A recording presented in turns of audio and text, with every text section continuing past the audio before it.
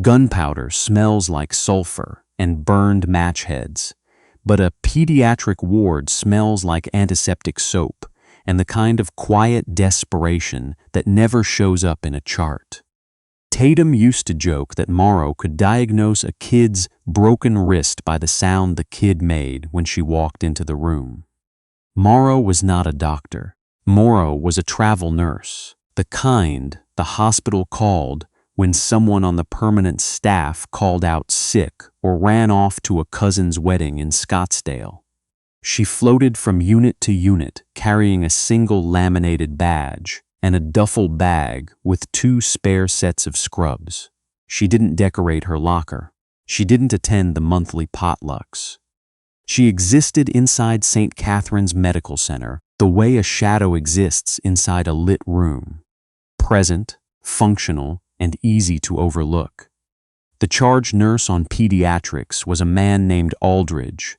He had the kind of face that had never once in its 47 years looked surprised. He wore bifocals on a lanyard and spoke to traveling staff with the clipped, provisional courtesy of a man explaining the rules of his house to a guest he hadn't invited. "You're covering Kavanaugh's patients today," Aldridge said, not looking up from the whiteboard. "Beds 4 through 9. Vitals every 2 hours, nothing more. The residents handle procedures. You handle charting and parental hand-holding." He finally glanced over. "You've done pediatrics before?" "A few times," Morrow said, which was technically true. If you counted triaging children in a dust-choked field hospital outside Kandahar, sorting blast injuries by survivability while mortar fire chewed through the walls of the compound 40 meters east. She had done pediatrics, just not the kind with cartoon murals on the walls and juice boxes on the medication carts. She had been out for 2 years, discharge with honors, commendation ribbon, a folder of paperwork that said her service was complete. She had driven west from Fort Bragg without a plan and eventually ended up in Raleigh, North Carolina. For no reason other than the apartment was cheap and the highway had stopped feeling like something she needed to follow. She picked up her traveling nurse license because she already had the RN credentials. Because floating meant she never had to stay long enough to become someone's colleague, someone's friend, someone to ask about on bad days. She showed up, she did the work, she vanished. It was exactly the arrangement she needed. Bed 5 was a 7-year-old named Oliver, who had been admitted for an asthma exacerbation and had since decided that Morrow was the most trustworthy adult in his immediate orbit. He had shown her his collection of small rubber dinosaurs, which he kept in the front pocket of his hospital gown. She had admired each one with appropriate gravity. He was currently dozing, one fist curled around a triceratops. She was standing outside bed 7 charting a set of vitals when the intercom overhead clicked, and a voice said, flatly, "Security to the main entrance." Security to the main entrance. She didn't look up. Then the building shuddered. It wasn't dramatic. It wasn't a movie explosion or a thunderclap. It was a deep structural resonance. The kind of vibration that travels through concrete and steel and registers in your molars before your ears catch it. She had felt it before in a different country, on a different continent, and her body knew it before her mind did. Her hand stopped moving. The pen hovered over the clipboard. She stood very still and listened. The sound came next, a low, rhythmic percussion that didn't belong in the acoustic vocabulary of a children's hospital. Not the clatter of a supply cart, not the industrial hum of the HVAC system. A rotary vibration, heavy and insistent, shaking the window panes in their frames. Then a second one, syncopated, 2 aircraft, low, very low. She set down the clipboard with great deliberate care and walked to the window at the end of the corridor. The The parking lot of St. Catherine's was not designed to accommodate military aircraft. The two UH-72 Lakotas that were settling into it anyway did not appear to care about this. Their rotor wash was sending paper bags and a patient's Mylar balloon skidding across the asphalt. A groundskeeper stood near the entrance, with both hands pressed to the sides of his cap, staring. A delivery driver had simply stopped his truck in the middle of the access lane and was not moving. Morrow watched the side doors of the first aircraft open. She turned around and walked back toward the nursing station at a pace that was not quite a run. The call came to the unit before anyone had processed what they were seeing. Aldridge picked up the unit phone, and his expression did something she had never seen it do. It changed. Not into panic. Into a very controlled and very visible effort not to panic, which was worse. Mass casualty protocol, he said, to nobody and everybody simultaneously. 3 critical incoming.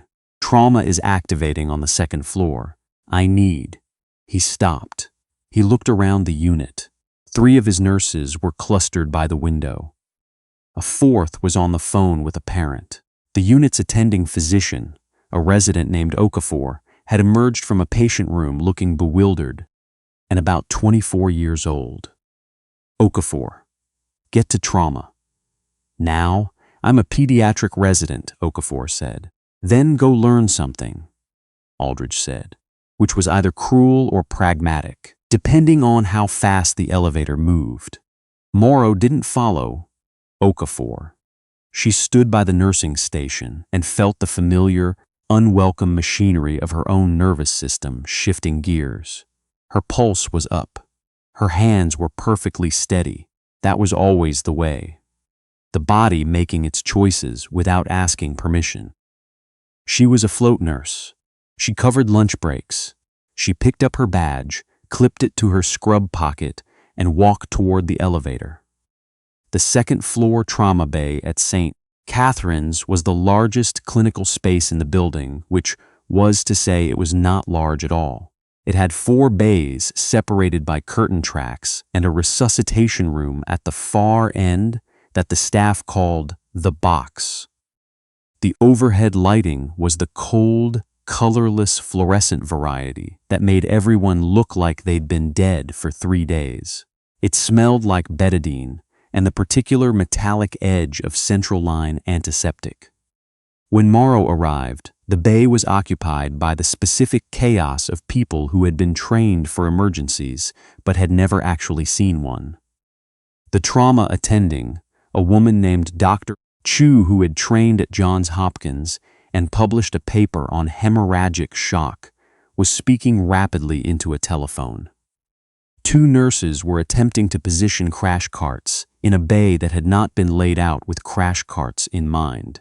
An anesthesiologist named Ferrara was checking his intubation tray with the methodical care of a man who had completed all of his trauma rotations in simulation labs. The doors from the ambulance ramp opened. They came through fast. 6 people, 4 of them moving under their own power, which meant they were functional. Shaken, possibly injured, not critical. The other 2 were being carried on field stretchers, not hospital gurneys. Stretchers made of aluminum poles and olive drab canvas, the kind that folded flat and got strapped to the outside of a pack. The people carrying them were not paramedics. They wore desert-pattern fatigues, still filthy from whatever they'd been doing before they ended up in Raleigh, North Carolina. They moved with the synchronized efficiency of people who had rehearsed this exact maneuver under conditions far worse than a fluorescent-lit trauma bay. One of them, a woman, compact and broad-shouldered, with staff sergeant stripes just visible under the grime on her sleeve, was speaking into a radio clipped to her shoulder strap while simultaneously helping to navigate a stretcher around a curtain track. "Clear a bay," she said, not a request, not to anyone in particular, just an announcement about what was going to happen. "I need to see identification," Dr. Chu said, stepping forward. "This is a civilian facility. I need to understand. 2 GSWs, 1 traumatic amputation above the knee, all 3 with compromised airways or suspected internal," the staff sergeant said, cutting straight past the sentence. "One of my guys has a penetrating chest injury, entry wound subclavicular, exit wound posterior. He's been breathing wrong for the last 40 minutes. Dr. Chu looked at the man being lowered onto the bed in Bay 1. He was tall, fair-haired, pale in the specific way that meant blood had been going somewhere. It wasn't supposed to, for longer than anyone wanted to calculate. His breathing was audible from 3 feet away. A wet, crackling sound like someone slowly crumpling cellophane. Morrow knew that sound. She had been standing at the back of the room against the wall near the supply cabinet, which was where traveling nurses went when things became uncertain. She was invisible. She was afloat. She had been in this building for 11 hours, and not one person in this room, including Aldridge, could have told you her first name. The staff sergeant turned in a slow circle, scanning faces. "I need someone who knows what a sucking chest wound looks like from the inside," she said. "Not from a textbook, someone who's actually sealed one in the field." Dr. Chu opened her mouth. "With a chest seal and a prayer," the staff sergeant added, "not with a surgical suite and a perfusion team." The room was quiet except for the ruined breathing of the man in Bay 1. Morrow pushed off the wall. She didn't raise her hand. She didn't announce herself. She just walked forward, and something about the quality of that walk, unhurried, deliberate, the walk of someone who had crossed a lot of very bad ground and never once broken into a run, because running implied you were losing, made the staff sergeant turn to look at her. The staff sergeant's name tape read Kinsley. Her eyes were the color of old creek water, and they assessed Morrow the way a mechanic assesses a car, not unkindly but without sentiment. "Travel nurse," Morrow said. "Pediatrics. Before that, 68W. 3 tours. Helmand, Baghdad, Eastern Syria." Kinsley looked at her for exactly 2 seconds. Then she stepped aside. "Bay 1, she said. Morrow moved to the bed. The patient's name tape said Ruiz. He was maybe 30, maybe less. It was hard to tell under the pallor and the dirt and the 3-day beard. His left shoulder was wrapped in a compression bandage that was working harder than it was designed to. Dark red, seeping through the outer layer at a rate that was technically stable but wouldn't stay that way. His chest was the problem. She could see it before she touched him. The paradoxical movement of the chest wall, the right side pulling in when it should push out. The trachea was not where a trachea should be. She put her hand on his sternum. He flinched. "I know," she said quietly. "I'm going to help you breathe." She looked up at the room. Dr. Chu was watching her with an expression that was 1/3 medical assessment and 2/3 something more complicated that Morrow didn't have time to categorize.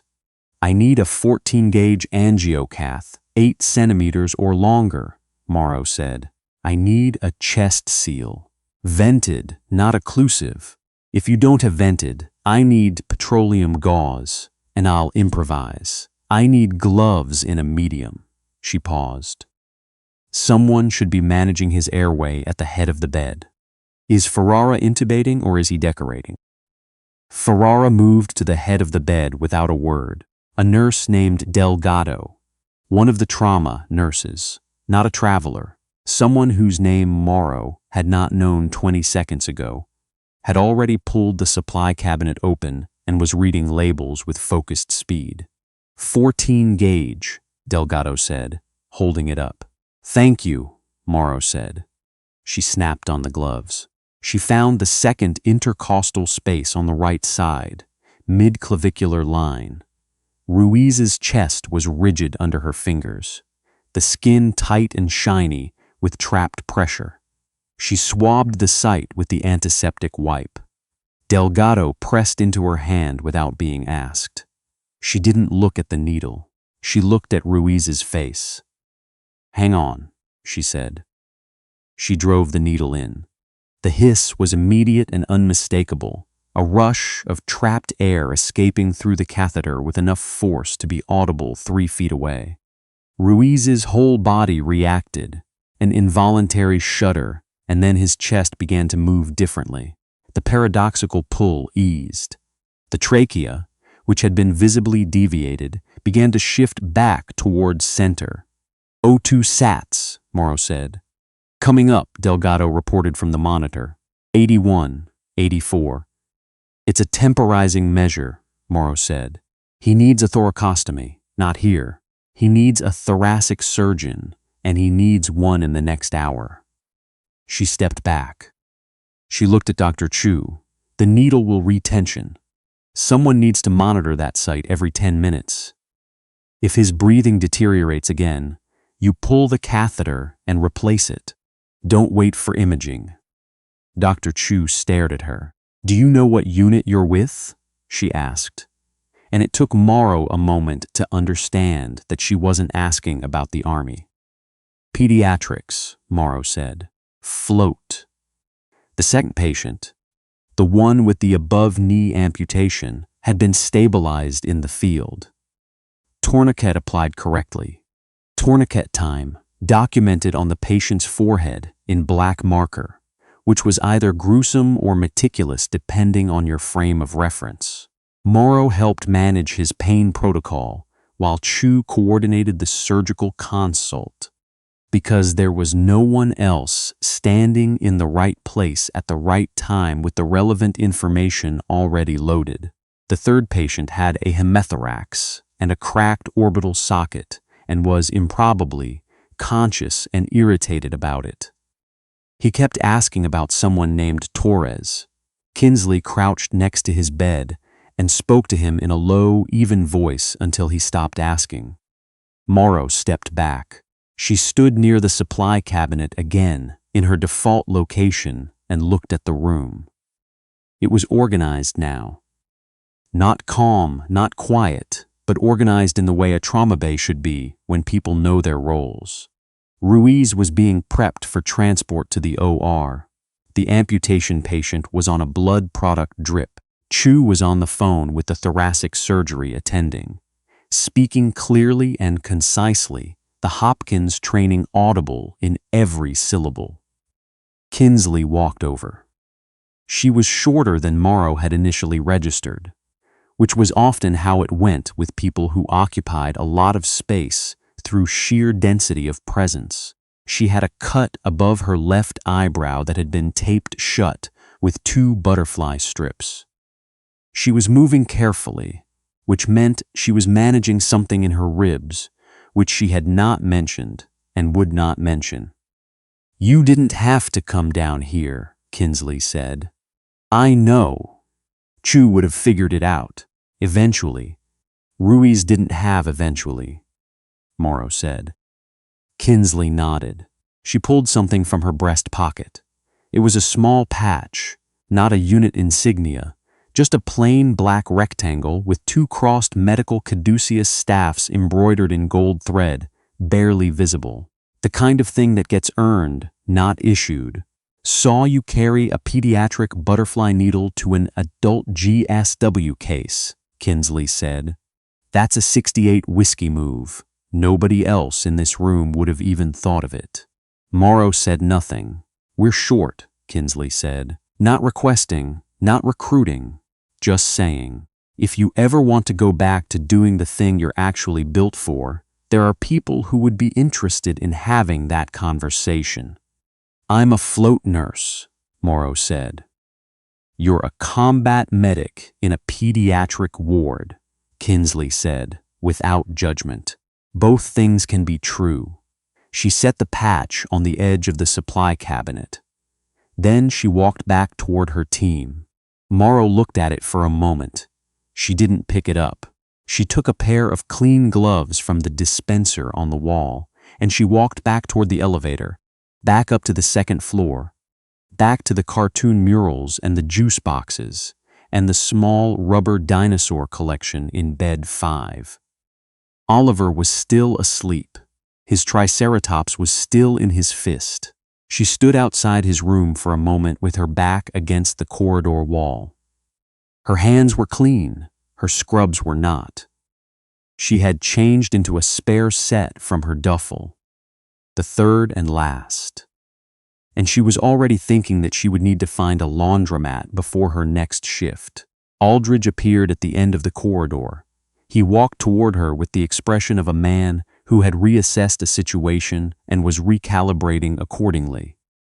"Administration is going to need a statement," he said. "Sure," she said. "What you did down there." Dr. Chu told me what. "I covered a gap," Morrow said. "That's what float nurses do." Aldridge studied her.